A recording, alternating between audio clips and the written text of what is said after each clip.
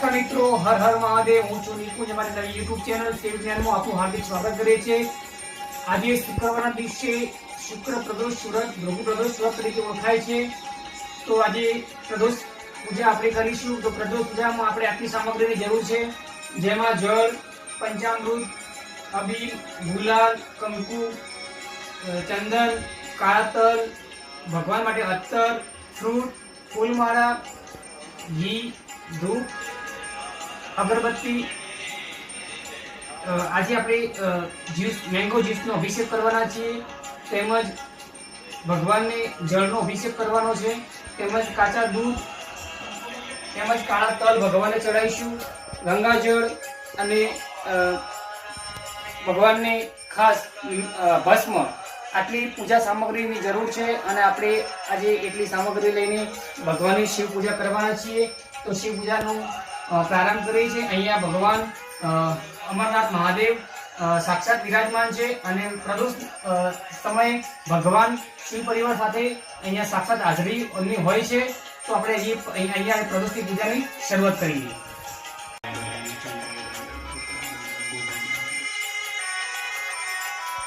विघ्नेश्वराय वरदाय सुरते लंबोदर सफलाय जगद्विदाय नागाने नैश्यतीय गुण विष्णुपतिशुताय गणनाथ नमो नमः।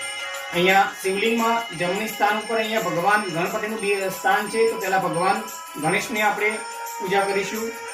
વિઘ્નેશ્વરાય વરદાય સુરતે લંબોદર સફલાય જગદ્વિદાય નાગાને નૈશ્યતીય ગુણ વિષ્ણુપતિશુતાય ગણનાથ નમો નમः। વક્રતુંડ મહાકાય સૂર્ય કોટિ સમપ્રભ વિઘ્નં કુરુ મે દેવ સર્વકાર્યેષુ સદા। ડાબી સાઈડ ભગવાન કાર્તિક ભગવાનનું સ્થાન છે। તો પહેલા એમની પૂજા કરીશું। જય કાર્તિક ભગવાન। વચ્ચે જળાધારી છે, જ્યાં જળ ઉત્તર દિશામાં જાય છે, ત્યાં આગળ ભગવાન શિવની પુત્રી અશોક સુંદરીનું સ્થાન છે। તો ત્યાં આગળ આપણે અશોક સુંદરીની પૂજા કરીશું। અહીંયા ભગવાન મહાદેવનું જ્યાં લિંગ હોય છે, ત્યાં હસ્તકમળ, ત્યાં માતાજીનું સ્થાન છે। તો ત્યાં માતાજીનું આપણે આરાધના કરીશું, પૂજા કરીશું। દુર્ગે સ્મૃતઃ વીતિમ શેષ જંતો સ્વસ્તે સ્મૃતામતી મતી। હવે ભગવાન શિવની પૂજા કરીશું।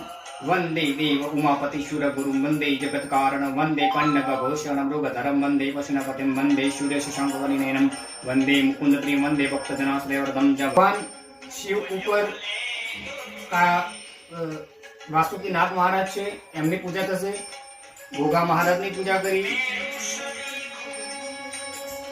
છેલ્લે નંદિકેશ્વર દાદા, એક શિવ પરિવારનો ભાગ જ છે નંદિકેશ્વર દાદા। જય નંદિકેશ્વર। વિષ્ણુ ભગવાન, ભગવાન શિવ હરિહર કહેવામાં આવે છે। જ્યાં શિવની પૂજા થાય ત્યાં ભગવાન વિષ્ણુ ભગવાનની પણ પૂજા કરવી પડે। જો વિષ્ણુ ભગવાનની પૂજા ન થાય તો પૂજા પૂરી ગણાતી નથી।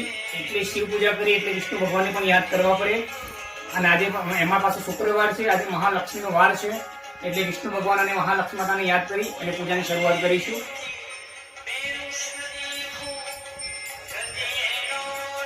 શુદ્ધિકરણ માટે પંચામૃત એટલે ભગવાનને આપણે પંચામૃતથી સ્નાન કરાવીએ છીએ। ભગવાનને આપણે શુદ્ધિકરણ માટે પંચદ્રવ્યોનું પંચામૃતથી સ્નાન કરાવ્યું। પંચદ્રવ્યો એટલે દહીં, દૂધ, ઘી, સાકર અને મધ, આ 5 દ્રવ્યો ભેગા થાય એટલે પંચામૃત થાય। અને પંચામૃત ભગવાનને સ્નાન કરાવ્યું। એના પછી ભગવાનને સ્નાન કરાવ્યા બાદ આપણે દૂધનો અભિષેક કરીશું।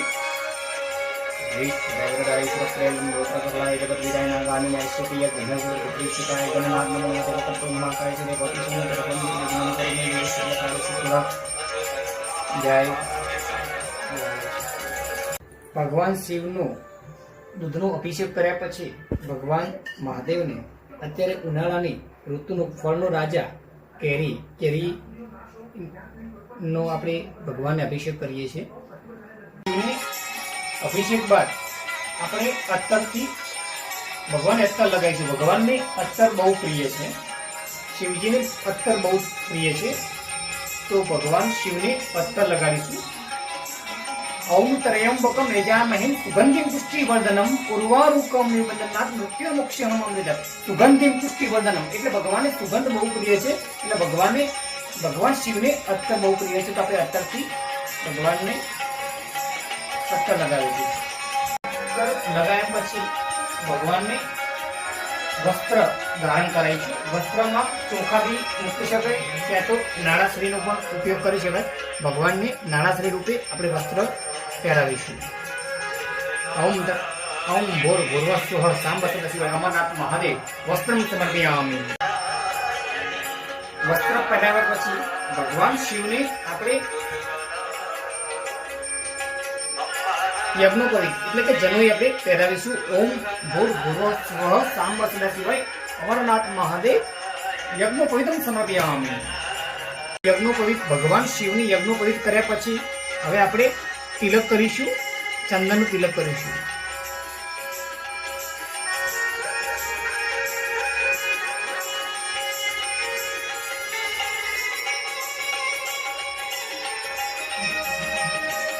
ભગવાન શિવજીને ચંદનનું તિલક કર્યા પછી આપણે માતાજી જે દુર્ગા માતા છે, જે ભગવાન શિવના અર્ધાંગિની છે, કન્યા માતા, એમને આપણે કુમકુમનું તિલક કરીશું.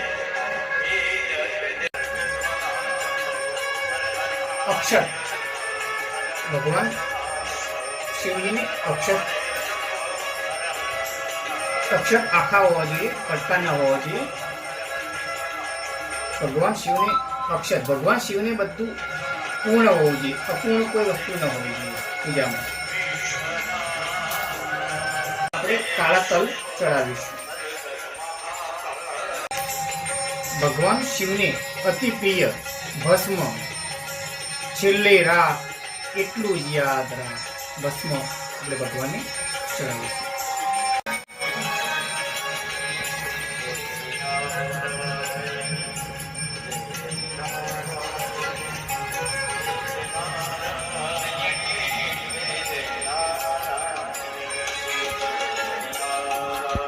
હવે શૃંગાર કરીશું.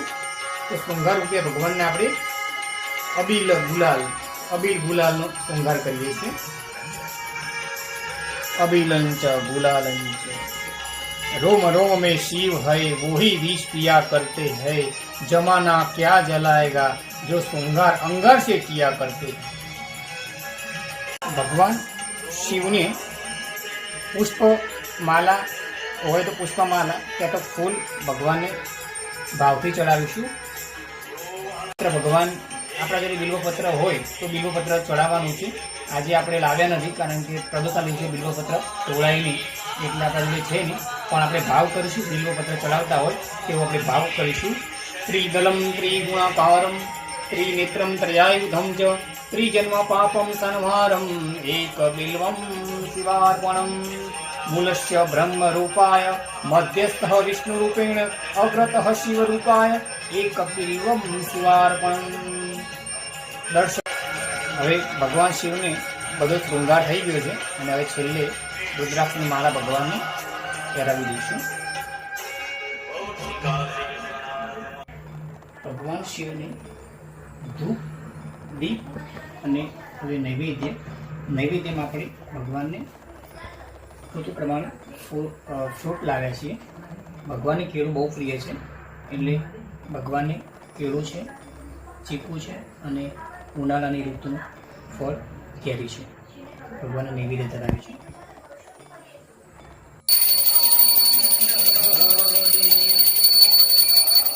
હવે આપણે ભગવાનની આરતી ઉતારીએ.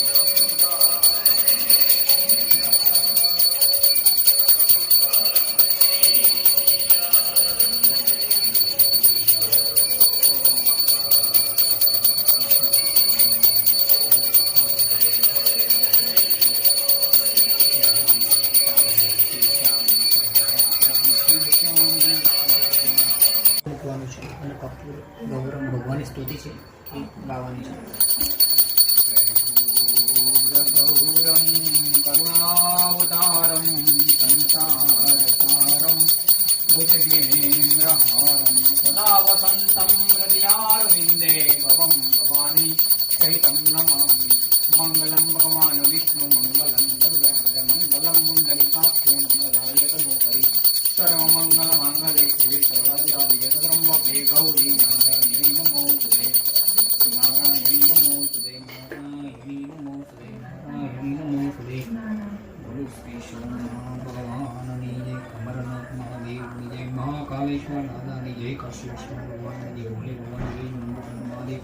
આરતી કર્યા પછી ભગવાનની પ્રદક્ષિણા કરી આપવાની.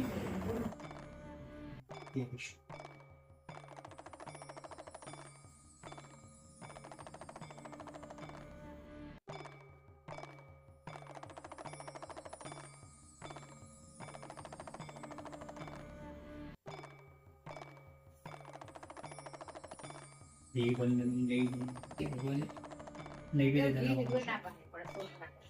ભીમ પ્રાણાય સ્વાહા, ભીમ અપાનાય સ્વાહા, ભીમ વ્યાનાય સ્વાહા, ભીમ ઉદાનાય સ્વાહા, ભીમ લક્ષ્મણાય સ્વાહા. પછી 1 ચમચી જળ મૂકી દેવાનું. ફરીથી ભગવાનને જમાવીશ. ભીમ પ્રાણાય સ્વાહા, ભીમ અપાનાય સ્વાહા, ભીમ વ્યાનાય સ્વાહા, ભીમ ઉદાનાય સ્વાહા, ભીમ લક્ષ્મણાય સ્વાહા. 3 ચમચી જળ મૂકી દેવાનું. ભગવાન જમી લેતા. અહીંયા આપણે ભગવાનની આરતી કર્યા બાદ અહીંયા ભગવાનની પૂજા પૂરી થઈ છે. એટલે કે ભગવાનની પૂજા થયા પછી આપણે ભગવાન જોડે માફી માંગીશું. કરે ચરણ ઉત્તમ વાક કાયજુમ કર્મ જુમ શ્રવણ નયન જન્મ માન સુમા કરણમ નિર્ગમ નિર્ગમ શ્રમિત સ્વ. જય જય કરુણાબ્દેશ્રી મહાદેવ શંભુ. ત્વમેવ માતા ચ પિતા તમેવ તમેવ બંધુ સખા તમેવ તમે જ વિદ્યા ધનં તમેવ તમેવ સર્વં બ્રહ્મ દેવ.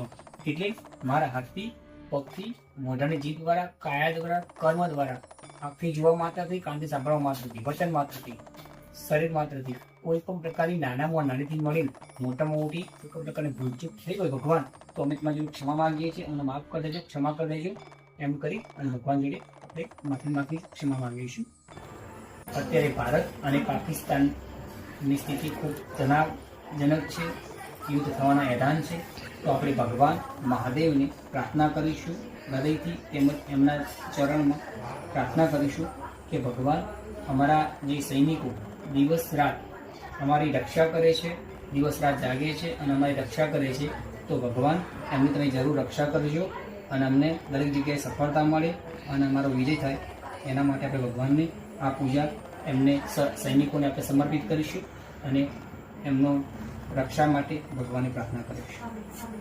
ભગવાનની પૂજા સંપૂર્ણ થયા પછી આજે દેવરાજ ઇન્દ્ર ફરતા હોય છે અને ડાયરેક્ટ આ પૂજાનું ફળ લઈ લેતા હોય છે. એટલે આપણે જે પૂજા કરી એનું ફળ દેવરાજ ઇન્દ્ર ના લઈ લે એના માટે આપણે થોડું અથડીમાં થોડું જળ લેવાનું છે અને આપણે જે આસન નીચે આપણે જે આસન ઉપર બેઠા છીએ એ આસનની નીચે એ જળને મૂકી ઓમ ઇન્દ્રાય નમો, ઓમ શક્રાય નમો એમ કરી અને જળને કપાળે અડાડી, માથે અડાડી અને પ્રણામ કરવાના છે. અને અહીંયા આપણે ઊભા